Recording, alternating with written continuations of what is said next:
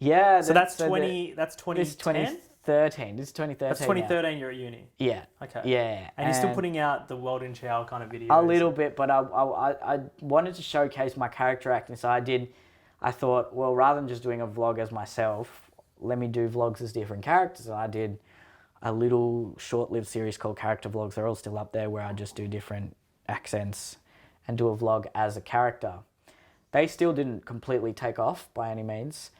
And I was really influenced by this guy called Filthy Frank, who some of his videos he was doing where it was just total absurdism, which was satirizing YouTube though, the sort of formulaic, bland nature of YouTube, and he'd sort of satirize that by just creating these ridiculous hyperboles and going crazy, throwing things and doing, and look, I've always been pretty honest about it. People say I've copied him. I wouldn't say I've copied him, but I've definitely I've appropriated certain aspects of his style. He's a musician now, I think. And then so I started doing vlogs where I'd go a lot crazier and multiple characters, really high energy, really intense, throwing things. Right. And that's when they really started to take off. Okay. All right. Yeah. So that's where I hit it. Like, it takes a while to just hit that niche on the internet. It takes a lot of, it's just trial and error. What's that form of humor called? Is it just slapstick or physical?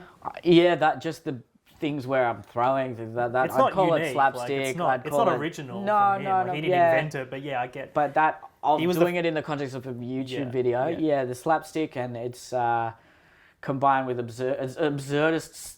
It's kind of like even like exaggerated the Three slapstick. Stooges in a way, Yeah, yeah, of course, that's true. Okay, so you're doing that. I'm and involving that to my characters. Right, Yes, I'm still doing characters. So there were 1 or 2 videos. So in a way, you've amplified your characters to become even more caricature. And because, in the context of people looking through a cluttered Facebook news feed, I can't even imagine what it would be like now. But back, this was 5 years ago. You wanted to stand out. Yeah, you wanted to boom, boom, boom, high energy characters. Keep talking. No, hang on. Let's see. All right, we're back on. And so those really started to take off, and they What were do you just mean by on take off? So on my personal Facebook, a lot of my friends would like them, but that was when it had just started, that certain things that a friend likes would go into their friend's newsfeed. So I'm reaching all these new news feeds, and the likes are suddenly going from 50 to like 200, 300 likes, and people I don't know, people I'm not friends with. And it's exciting. This has never happened before. I'm like, wow, this is crazy. This is actually happening. And I kept going with that style. So I did a video called Teenage Girls, or like my impression of 12 to 15 year old. I just went mental in it.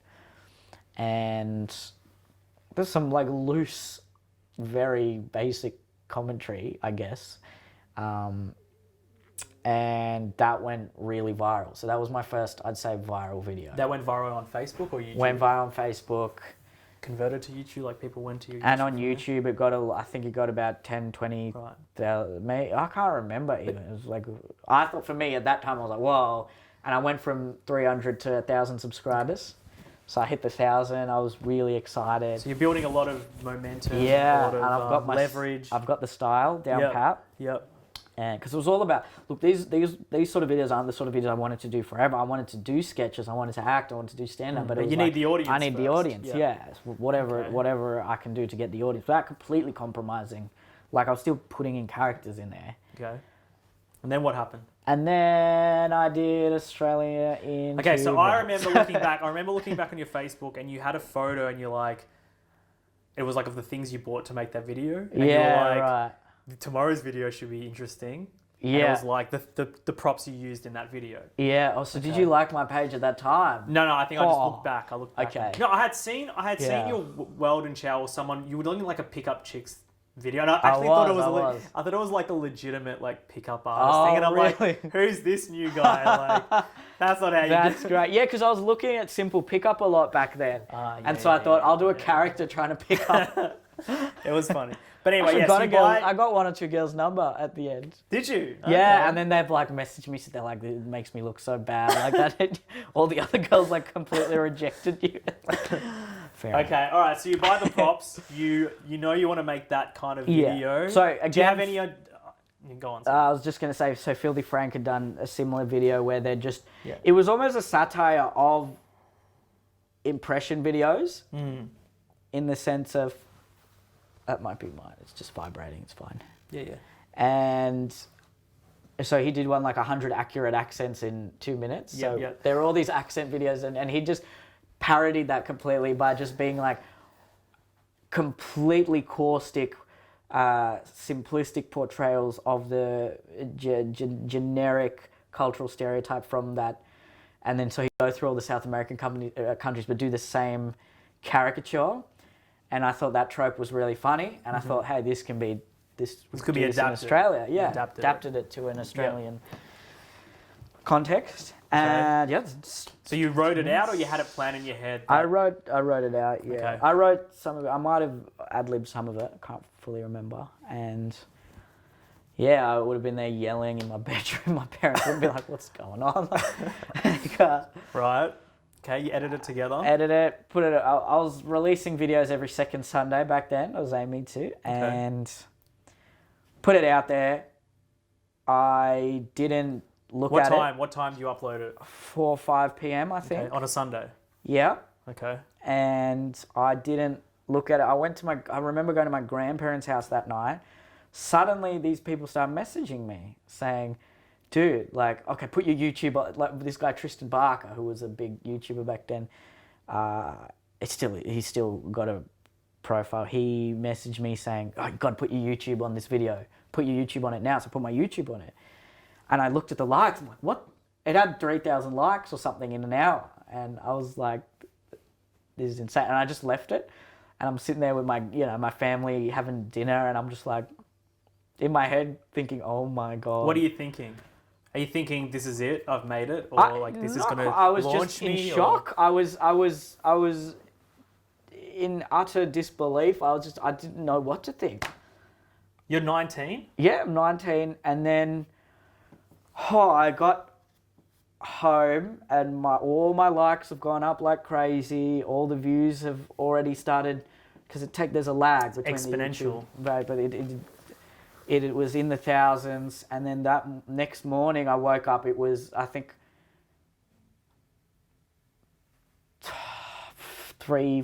200,000 views or something overnight.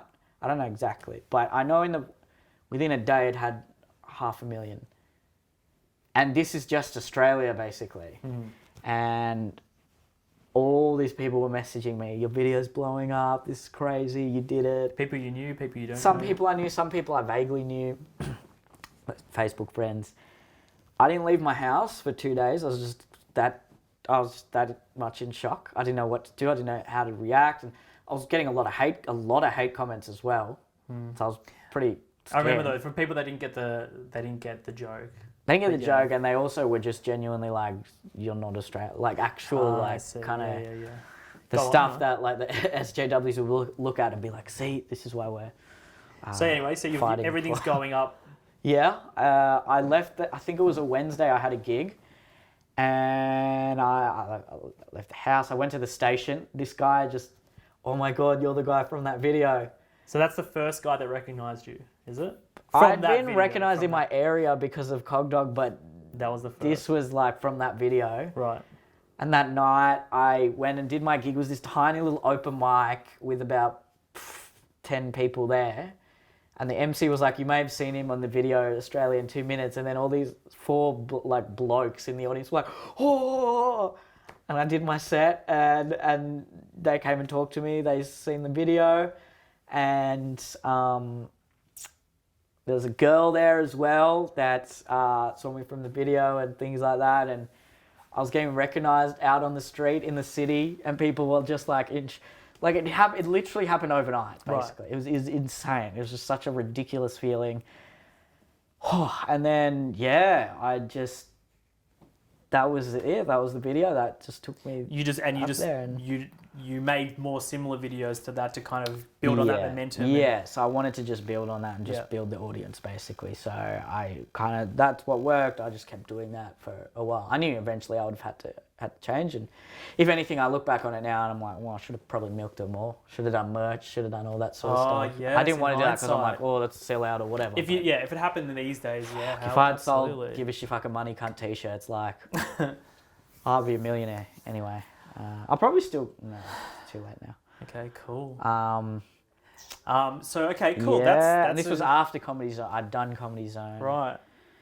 Yeah, then... And then what happened from that? You just kept getting recognised and... Kept that getting battery's just died. recognised. I've got a spare in the car. Should I just leave it? Sorry, just leave it. That one's been cutting on and off anyway. Yeah, I'd just leave it. What's the Good. time? Don't know. Is it... Do you have to... What? Do you have it? It's 5:14. Okay, that's fine. Can we go till 6? Yeah, if we can go till 6. Or, yeah, anyway, let's keep talking alright. on this topic again. All right, we're back. All right, I'll edit that out. What were we saying? What were we saying?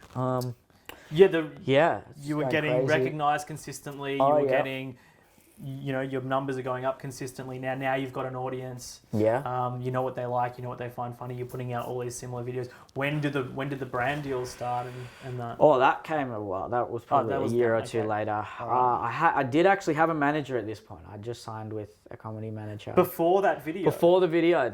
It was a week before. That's the thing. How does that Everyone happen? thought, well, because I did Comedy Zone. Okay. So he was a stand-up guy, and he's a stand-up guy, and Right. he signed me because he saw me in Comedy Zone, and he had Alex Williamson on his books, and I knew how powerful the internet was, and I thought, well, he sort of knows the internet.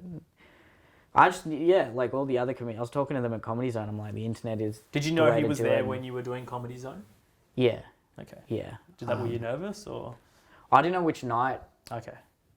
Actually, no, he asked me to sign him before Comedy Zone, because he saw me the year before at some other show I did, but I waited. So the point is, you had a manager. Had a manager, yeah. And then you have this viral hit. Yeah. Did he see it? Did he call you up and go? Video? Yeah, he didn't like the video, but he was like, personally didn't like. But he was like, "This is great for you," and like as your like manager, this is amazing. Right. And. Okay, so the next year you're putting out those videos, you're building. Yes. You're just building and building and building. Yeah, as the crazy guy who does the Australian niche, impressions in my room, and as much as it depended on the absurdity and the intensity and the aggressive nature and the generic stereotypes in some cases, there were, I'd put in certain nuances. Yeah. And there was enough. There was a lot of social awareness. Yeah, there was social awareness that I wanted to underlying make sure people knew, okay, there's a bit more substance to this guy than just holla. Would you say it was quite... Bro, what's up? they're like Chris Lilly-esque kind of... Yeah. things That like was what I'd aim for, yeah. That's what a lot of comments were like, this guy's the next Chris Lilly and things like that. Yeah. And then... Did Chris Lilly ever reach out to you? He never did, unfortunately. He did to some other YouTubers. That was a sad thing. Maybe he was a bit jealous, like, this guy's taking my thunder. Maybe, yeah. Yeah, go on. I've got more characters than that.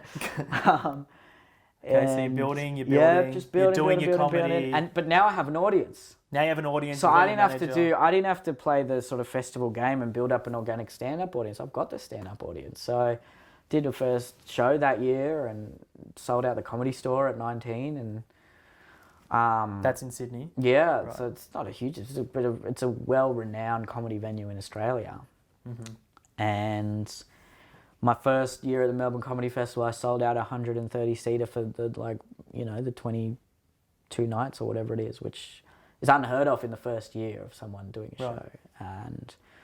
But then also the festival, the sort of comedy establishment they didn't appreciate internet stars because they thought you haven't done the groundwork, you've just kind of surpassed the hard yards. And there's an element of truth to that, I'm not going to lie.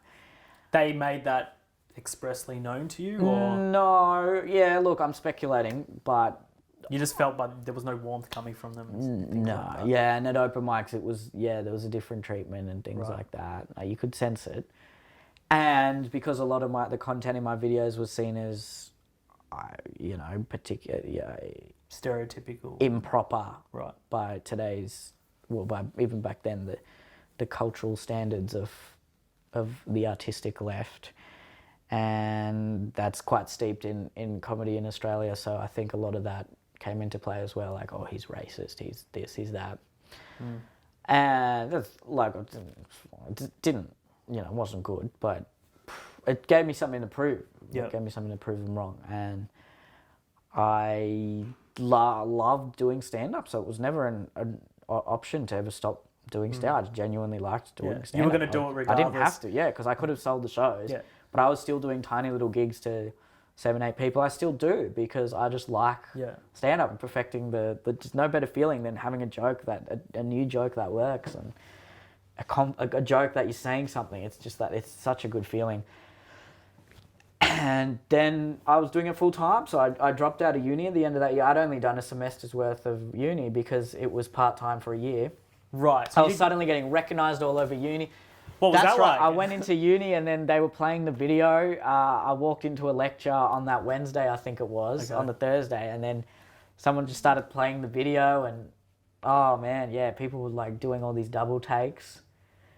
And it's got to be that's an interesting. It's got to be an interesting feeling. Like I didn't like. I don't like the sort of attention that much. I like being known for what I do. Don't get me wrong, and attention is part of. It's like a sort of something you need if you want to build a career in this industry. But the actual personal attention, it's not something I. But you're 20 years old, right? 19. You're 19 years old. You're at uni. There's girls around. Was that surely you weren't like. Come and get it. Well, but I still didn't know how to deal with it. Like, I didn't want to be up myself. Okay. I probably should have been, but like there was that one girl at that gig I told you about, and I had not had a lot of success with girls, if any. To this point? No. Even with your awareness and everything? No, none of that. Your goals and your entrepreneurship? Nope. No, I was interesting? Shy and it was but a bit awkward. This helped, or? Yeah, well, that girl then came to another gig, and then she talked to me afterwards. I was really shy, I didn't know what to say, and then that other gig she came to, then I talked to her a bit more, and I was a bit confident. It was like the video was going well, things were going well for me, and she invited me to this party, and went to this party, and then before I know it, I was like making out with her, and she was the first. I lost my virginity to this. Okay. I don't know if I can say this on a. Do you want me to keep that in? I reckon it's a cool story. It's up to, I don't know. So you lost your virginity due to that video. That video literally helped you lose your virginity. Yeah, I'd probably. I don't know. I could still be a virgin if it wasn't for that video. Wow. So, and she was older, a lot more experienced. She kind of just took the lead, and so that was a big week for me. That was probably the biggest week of my life. Wow. Went viral. Everyone knew me. I was famous and became a man in the space of a week. So I know that's sexist to say these days, isn't it? But it's a great story. Yeah, it is. It's a very funny story. Great Australian, down on your luck story. Yeah, I know. I'm basically like the next Ned Kelly. I don't know. All right. Well, let's kind of we'll wrap it up. I think that was too much. No, that was good. That was good. What else? So then I guess you kind of kept doing the same thing. You were doing your comedy. Yeah. Some brand deals came. So you're building